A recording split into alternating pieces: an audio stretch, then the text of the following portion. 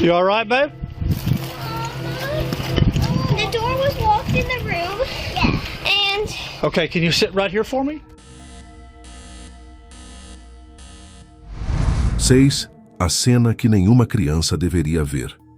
Quando a polícia chegou naquela casa, em um bairro tranquilo da Louisiana, duas meninas pequenas estavam paradas na porta.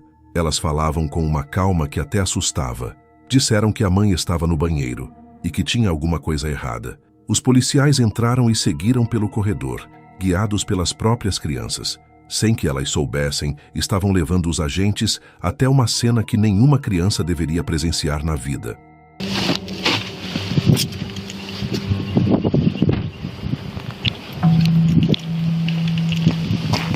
You all right, babe? the door was locked in the room. Yeah. And Okay, can you sit right here for me? yes. Is anybody in there? No, my sisters are inside right there. Okay. And we got my mommy. The eggs were burning and she's in there. Okay, y'all come in here. Come right No, here. I don't want to go. Come here, stay in here, stay in here.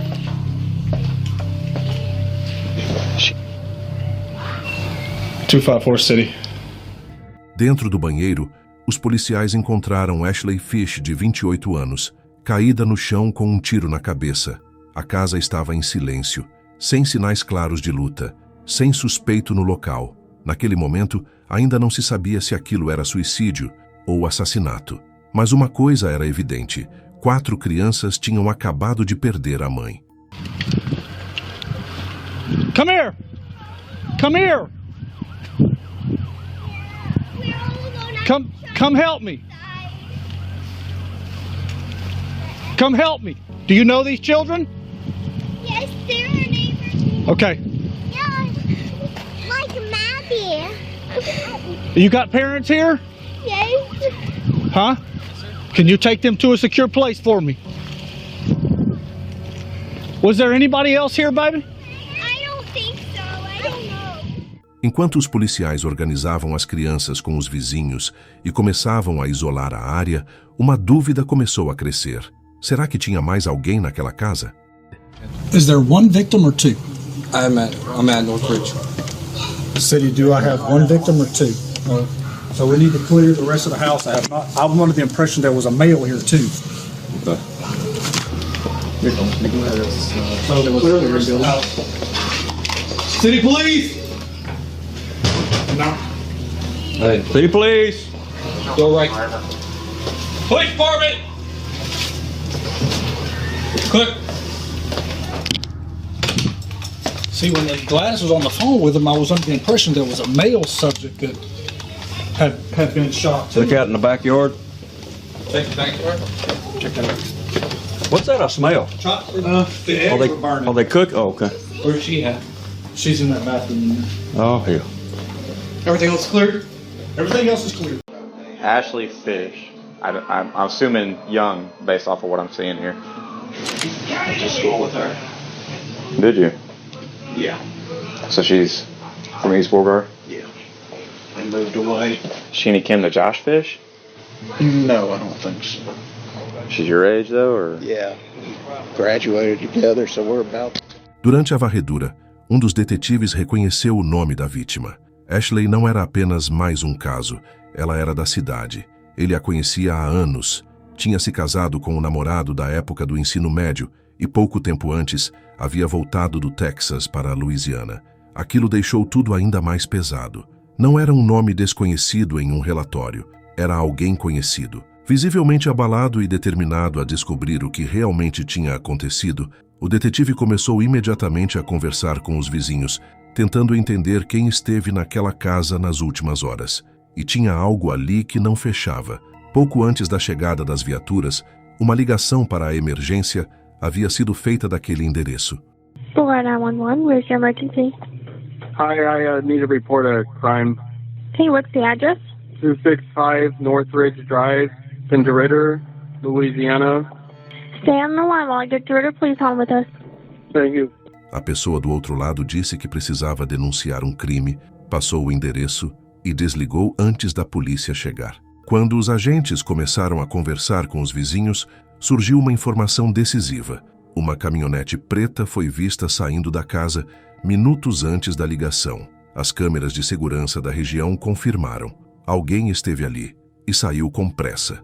Logo descobriram quem era. O nome dele era Tyler Durashovsky, o namorado de Ashley. Ela estava passando por um divórcio recente e, segundo relatos, ele esteve na casa naquela tarde. A caminhonete preta vista pelos vizinhos batia com o veículo que ele costumava dirigir. The girls are at my house. Can you tell us what's going on? It's not good. Is she alive? No, she's not. Was she shot? Yes. She was out here earlier when about 5 o'clock or so. I saw her out here. Everything seemed fine. There was a truck. She has a significant other. She was going through a divorce, and they're legally separated. But he was here. The black truck was here. Yes, ma'am. Do you think he shot her? Well, I can't tell you a whole lot. I got So as long as the children are safe with you for now, we'll take care of it from As far as there. I know her, gosh, I'm assuming that it was Tyler was the person. Antes mesmo da polícia iniciar uma busca formal, o inesperado aconteceu.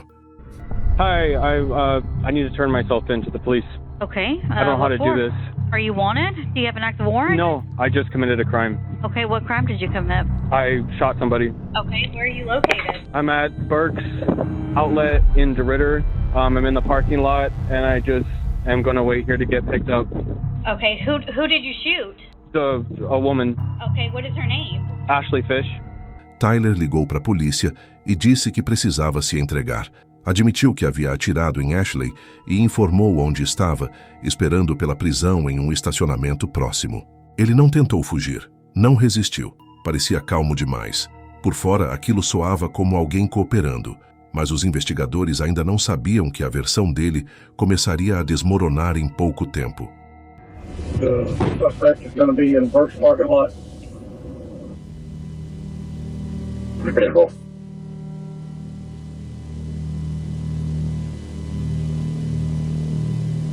Okay, so the easiest way to do this is sit down on your butt and just turn your legs in, okay? Simple. And understood. I'm good if y'all want to go assist me. Are you out with that subject at first? Can I disconnect? If you're still comfortable talking to me, can you tell me a little bit about what happened? Okay. This woman and I got in an altercation last night. Things were kind of falling out between the two of us, just relationally, and I was getting ready to move back to Oregon. So she pulled out, she had a gun in her drawer. She loaded it and was pointing it at me, and we started fighting, and... Durante o interrogatório, Tyler manteve a postura tranquila. Falava de forma controlada, quase fria. De acordo com a versão dele, Ashley teria pegado uma arma que guardava em uma gaveta. Ele afirmou que ela carregou a arma e apontou para ele. Disse que tentou desarmá-la, que os dois entraram em luta corporal e que no meio da briga, o disparo aconteceu sem querer. The woman and I had an altercation with a loaded weapon, and she has a bullet in her head. Never initiated like violent contact on her like that. I'm not the one that pulled the gun. Like, I don't have the gun. I don't want the gun. I don't want to in disputes with a gun. No intention to shoot Ashley. No. I've never had. I don't want to take a mother away from her 4 kids. Like, that's not my thing. I close the door. I lock the bedroom door to the bedroom so the kids don't go in there. I had emptied out the gun. It was empty, and I left it there, and I went out. I didn't know what the fuck to do. I'm sorry. I wasn't perfect. The kids were there. There's a 9-year-old there that's really responsible and was watching the kids. The neighbors were outside across the street, or I had seen neighbors outside at one point across the street. I felt like I just needed to go and be like, this just happened. So I drove to the parking lot down the street and just called 911. Por alguns minutos, a história parecia ter alguma lógica. A arma estava registrada no nome de Ashley. Não havia sinais evidentes de luta espalhados pela casa. Mas havia um problema. Pequenos detalhes começaram a não encaixar, e seriam esses detalhes que mudariam completamente o rumo da investigação. O que parecia, à primeira vista, uma história confusa de discussão e disparo acidental, começou a ruir quando os resultados da perícia chegaram. Ashley foi encontrada com o celular ainda na mão. Esse detalhe, por si só, já levantava dúvidas sérias. Se ela estivesse apontando uma arma durante uma briga, como estaria segurando o telefone naquele momento? Mas o que realmente desmontou a versão de Tyler foi a análise da arma.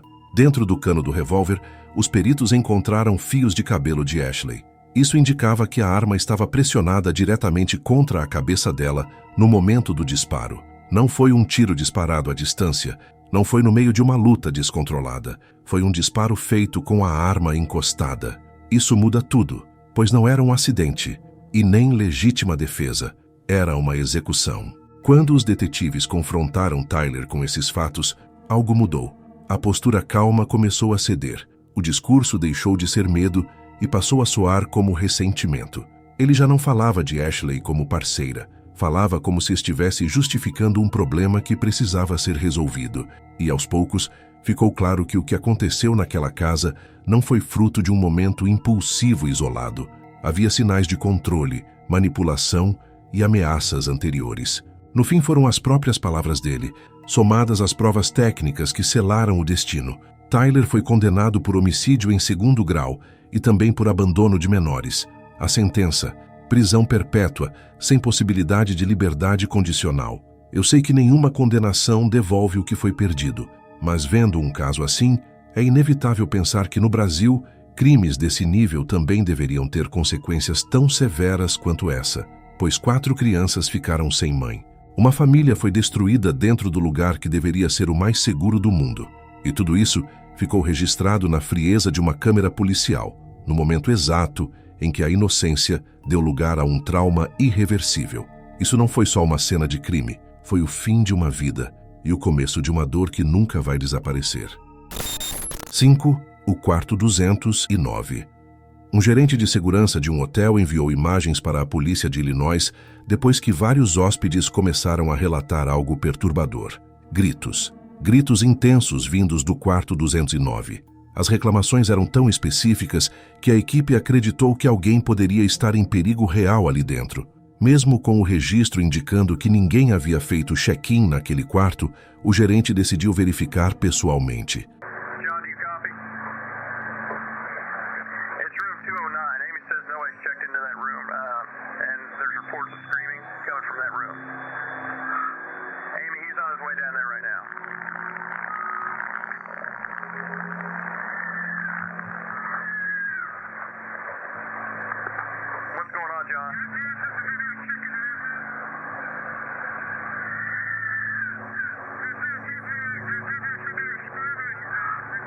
Checked into that room. There should be nobody in there. Wait 1 second, John. Amy, are you there? Yeah, John says he hears the screaming coming from that room. And I hear it too. But we're sure that no one's checked into that room. Correct? John, just wait. We're going to get a hold of the police. So, I would wait for the police, John. Amy, John's going to enter the room real quick, just check, make sure, see what's going on. Wait 1.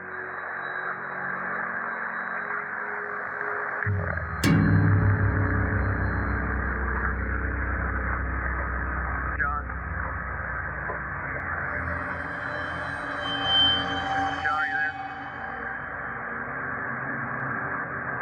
Okay, Amy, John wants you to call the police right now if you don't mind. He says no one's in there, but that all of the furniture's been turned upside down and the hold on. He says the carpet's been ripped up and that the shower is on, but nobody's in there. Man, that's scary. I'm officially freaked out now. Enquanto se aproximava do corredor, outros funcionários confirmavam pelo rádio. Oficialmente o quarto estava vazio. Não havia registro de ocupação. Mesmo assim, os gritos continuavam. Diante da situação, decidiram acionar a polícia. Mas antes da chegada da viatura, o gerente resolveu abrir a porta rapidamente para checar se alguém precisava de socorro. E o que ele encontrou não fez sentido. O quarto estava completamente revirado, mas não havia ninguém ali dentro. Durante a gravação, enquanto a câmera percorre o corredor, uma forma clara atravessa rapidamente o enquadramento e desaparece. Alguns dizem que é apenas uma sombra. Outros afirmam que, dependendo da velocidade do vídeo, é possível ver mais de uma silhueta. O mais curioso é que, segundo registros do hotel, o quarto 209 já acumulava outras reclamações ao longo dos anos. Barulhos inexplicáveis, distúrbios sem causa aparente. Nenhum defeito estrutural foi identificado, nenhuma invasão confirmada. E essa gravação é o único registro visual ligado a essas ocorrências. Até hoje, não há uma explicação oficial. Pode ter sido interpretação equivocada, coincidência ou simplesmente limitações da câmera em condições de pouca luz. Mas uma coisa é certa: imagens sem explicação têm um poder estranho. Elas não mostram o suficiente para provar algo, mas mostram o bastante para deixar a imaginação inquieta. 4. De rotina à zona de guerra. O que parecia ser apenas mais uma ocorrência doméstica rapidamente se transformou em um pesadelo. Na noite de 19 de dezembro de 2025, a polícia recebeu uma ligação desesperada de uma casa na Chile Avenue, em Rochester, Nova York.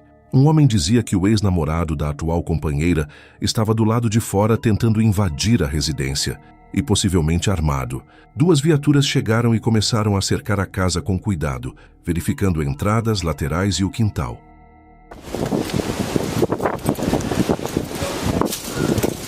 Yeah, I'm gonna check the back entrance.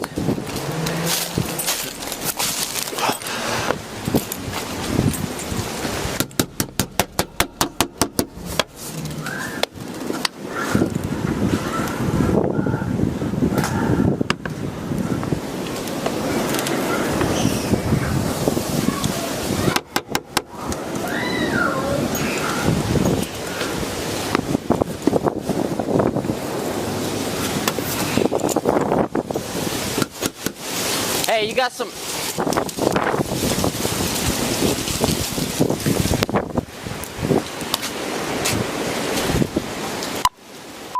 Open in the front.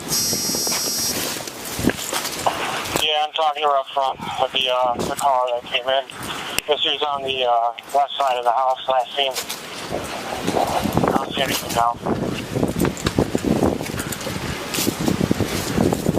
Hello? You good? Yeah, he's right here. What you doing? Watch out. Charlie, hey there. Tudo parecia sob controle, até que, de repente, o suspeito apareceu.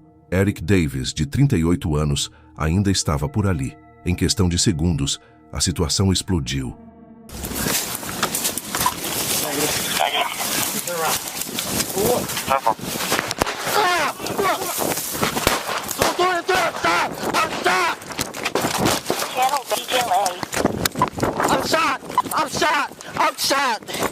I'm shot.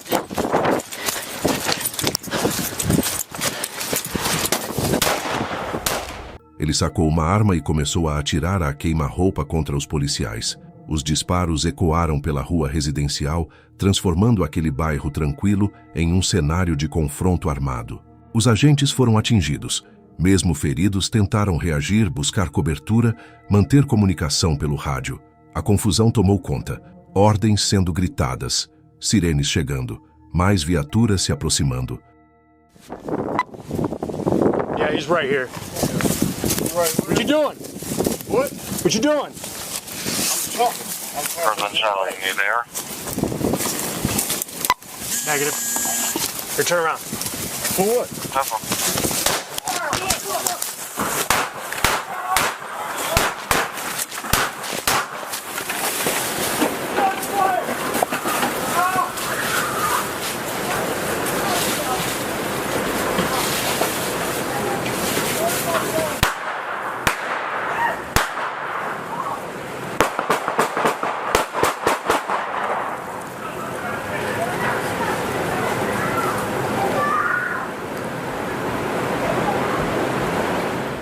Minutos depois, o suspeito foi localizado em outra área próxima, ainda armado. Hey man, stop for a second. Stop for a second. Show me your hands. What you want? I just need Come here, Thurston, right now. I'm shot. He's got a gun. He's going. West. I need an ambulance.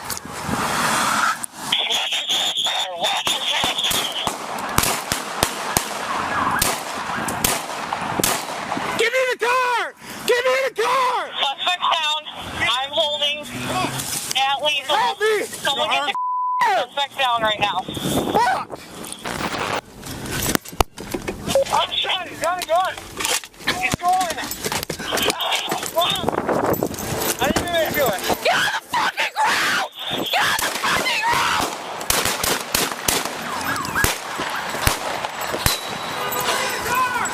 Suspect's down. I'm holding at lethal. Someone get suspects down right now.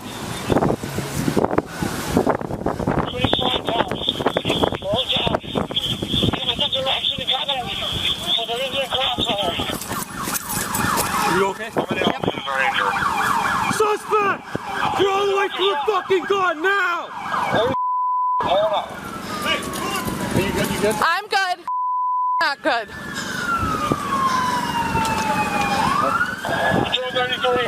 Myself and in the car will take a team up to hospital.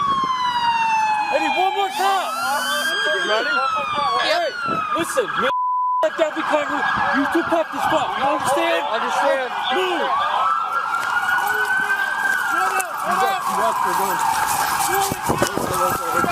Slow down. Take it. Slow down. Foi quando uma quarta policial conseguiu se posicionar, buscar cobertura e revidar os disparos. A ação dela foi decisiva para encerrar a ameaça. Eric Davis morreu no local. No total, 3 policiais ficaram feridos. Um teve alta no dia seguinte, outro precisou permanecer hospitalizado. Um terceiro se recuperou depois em casa. O que o vídeo mostra não é apenas violência, é desorientação, é tomada de decisão sob pressão extrema, é o caos em tempo real. Uma chamada de emergência que começou como um possível desentendimento doméstico terminou com tiros em 2 ruas diferentes, um suspeito morto e vários feridos. E no final da noite, um bairro inteiro tentando entender como tudo saiu do controle tão... 2. O corredor da academia. Durante anos, relatos estranhos rondaram uma academia de treinamento militar na Indonésia. Comentários sobre sons à noite, presenças sentidas nos corredores, coisas vistas de relance, nada oficialmente confirmado, até que um episódio específico começou a ganhar força. Segundo relatos compartilhados online, um trainee caminhava sozinho por um dos corredores da academia, tarde da noite. O ambiente estava silencioso demais. Foi quando, sem aviso, algo apareceu. Uma silhueta escura, em formato humano, surgiu no corredor. Não fez barulho, não falou nada. Apenas o empurrou com força contra a parede. De acordo com o relato, a figura começou a arrastá-lo na direção da parte mais escura do corredor. Ele tentou se soltar, lutando praticamente no escuro contra algo que mal conseguia enxergar. Foram segundos que pareceram eternos. Ele conseguiu escapar e correu. Só parou quando chegou a uma área onde havia outras pessoas. E, segundo ele, aquilo não o seguiu até a luz.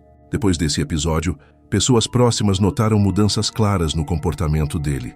Dificuldade para dormir, evitava lugares isolados, queda no desempenho durante o treinamento. O impacto psicológico parecia muito maior do que qualquer marca física. O problema é que quase não existem registros oficiais verificáveis sobre o caso.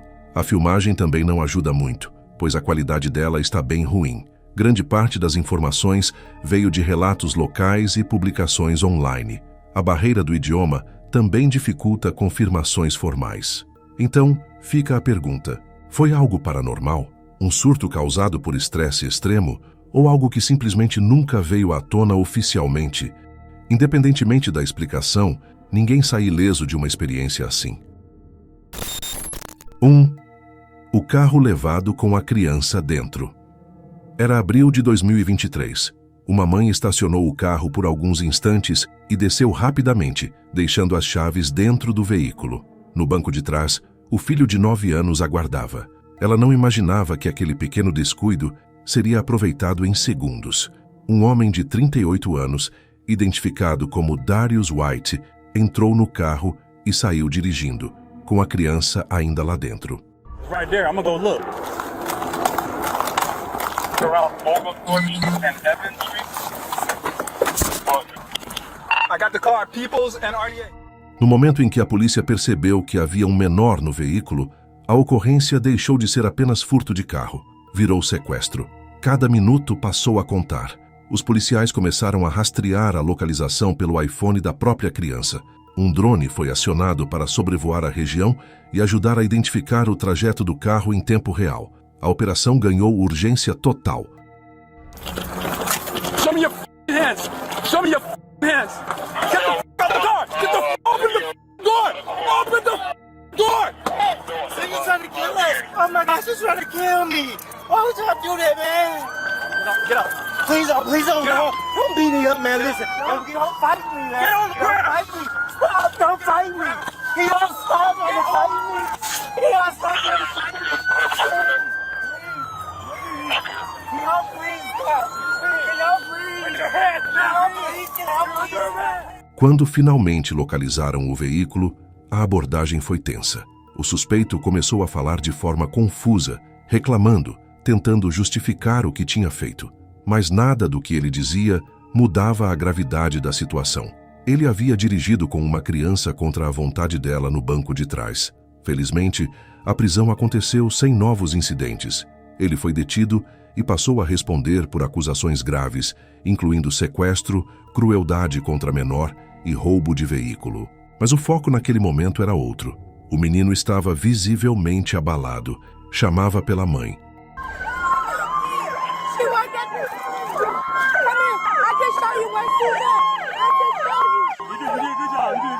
Yes. Yeah, we're gonna take it to your mom. Okay. You okay? You okay? My mom called you? Yeah, she did. Okay. She did. Excuse me. I want to go now. Mesmo assustado, tentou colaborar, seguir orientações. Os policiais mantiveram uma postura calma, tranquilizando ele até o reencontro. Contra todas as probabilidades, a criança saiu ilesa. Em um cenário que tantas vezes termina em tragédia, dessa vez terminou com alívio. No meio do caos, ainda houve espaço para a humanidade, e isso faz toda a diferença. Se você ficou até aqui, comenta qual desses casos mais te arrepiou.